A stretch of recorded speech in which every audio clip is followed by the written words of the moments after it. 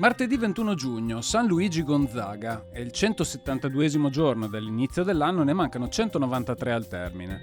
Il sole sorge alle 5:22 e tramonta alle 21:03. La luna si leva all'1:38 e tramonta alle 13:26.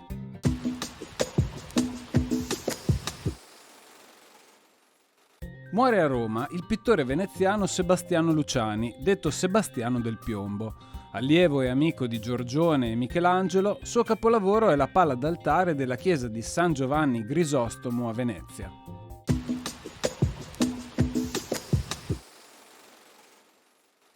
Le previsioni per domani. Cielo sereno o poco nuvoloso fino al primo mattino, poi parzialmente nuvoloso o nuvoloso dapprima sui monti e dal pomeriggio anche sulla pianura. Precipitazioni. Sulle Dolomiti dal pomeriggio probabilità alta per piogge estese. Sulle prealpi, andando da est a ovest, probabilità da medio-alta a medio-bassa per piogge da diffuse a sparse. Si tratterà di piovaschi, rovesci e temporali. Per il resto assenti.